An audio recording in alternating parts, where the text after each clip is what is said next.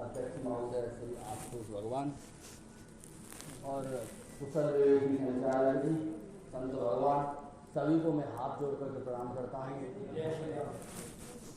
जो कुछ भी गलतियाँ हो जाए उन्हें क्षमा करें। हमारे चौहान साहब ने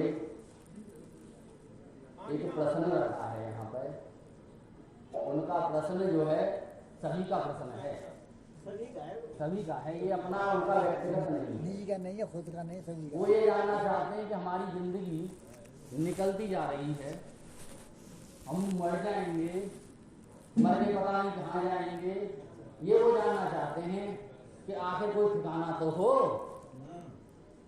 कोई ऐसा धाम हो, ऐसा कोई ठिकाना हो, ऐसा कोई हमारा कल्याण कैसे हो, उनका ये प्रश्न है।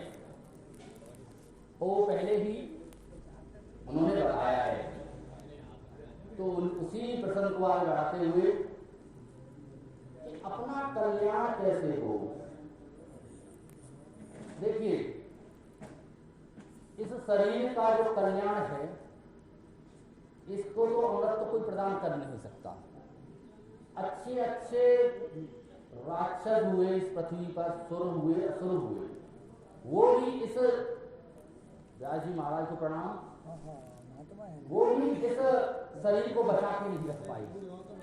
लेकिन हाँ, इतना अवश्य है कि ये शरीर जब तक रहे, जब तक स्वस्थ रहे, इतना कर सकते हो आप वो योग से।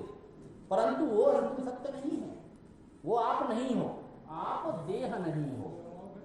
ये आप अपने आप भी अनुभव कर सकते हो इस चीज को, क्योंकि आप जब जागृत में होते हो तो आपका तीन होते हैं, एक मन होता है, एक आत्मा होती है और एक ये देह होता है।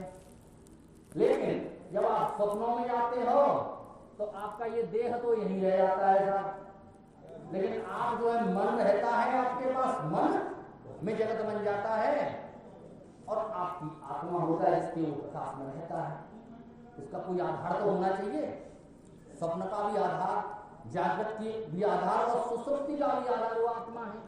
लेकिन सुसुप्ति में क्या होता है चौहान साहब, वहां पे हमको कोई होश ही नहीं रहता। तो कारण ये है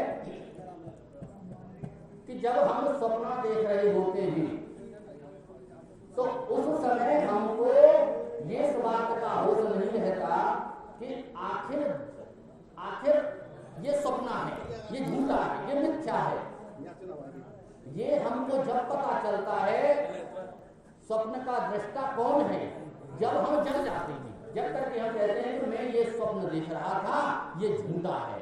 तो जो राजा जनक ने जो प्रश्न किया था वो यही किया था कि जब मैं वहां था तो वो वहां कौन था, और अब मैं आज जागृत में हूं तो यहां में कौन हूं। तो उनका ये प्रश्न है, आखिर में सत्य कौन है, सत्य क्या है। सत्य वो एक चेतन तत्व परमात्मा है, मन आप नहीं हो। मन एक लहर है, उस चेतन की लहर है।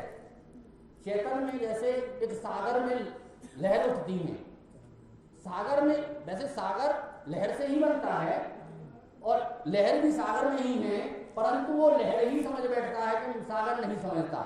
उसी प्रकार से हम अपने आप को उस समय मन ही समझ लेते हैं। आपने देखा होगा, आप मन के दृष्टा हो, जब आपका मन जाता है, आप जरा ध्यान करके देखोगे तो पाओगे कि मन भी, वो भी मुझसे ही उत्पन्न हुआ है। जब मैं आया तब मैं मुझसे ही जगत है।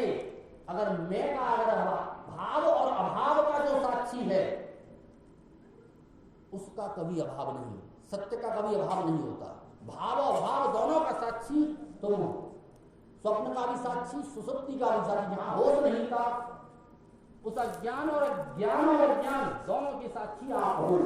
आप अपने आप को जानो, अपने बोध में टिको। जो राजा परीक्षित की बात की थी उसमें भी श्री सुखदेव जी महाराज ने अपने आप को जनाया कि हे परीक्षित तू अपने आप को जान।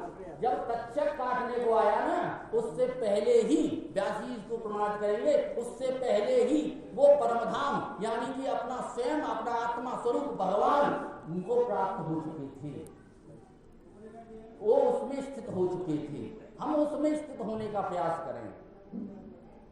जब मन हमारा बनता है, जब हम मन बनता है तभी तो हमारा होना होता है। कि ऐसा तो है नहीं कि मन है नहीं, हमको होश नहीं है, तो भी नहीं हो पाएगा। ऐसे हमको जागरूक रखना और रहना होगा। जब मन जाता है तो हमें उसका दृष्टा बनना पड़ेगा कि ये मन ने देखा। जब मन ने देखा तो तब वहां पर आप मौजूद थे। अब आप लोग कहोगे मैं तो यहाँ था, मैं वहां कैसे हो गया? तो आप, इसका मतलब आप सर्वत्र हो, ये सिद्ध हो जाता है। जब आप ने जो चीज वहां रह करके, ऐसा नहीं है कि इस अंतकरण में यहाँ रह करके प्रकाशित इस अंतकरण को बढ़ रहा हूं, तो वहां पर उस अंतकरण को रह करके मैं ही प्रकाशित कर रहा हूं, दूसरा कोई नहीं है। एक ही ब्रह्म है, एक ही सत्य है, परम सत्यम परम धीमहि। उसी को जानिए, उसको जानने से उद्धार होता है, उसी को जानने से ही सभी का कल्याण संभव है। यही सैद्धांतिक बात है। जय श्री कृष्ण, जय श्री राधे। जो भी कृष्ण के हैं हमारे बहुत बढ़िया बात बताई कि बन के सवाल आती है कि बन के रहे कोई अनिश्चित चीज और कर्म के हमारे स्वरूप में चीज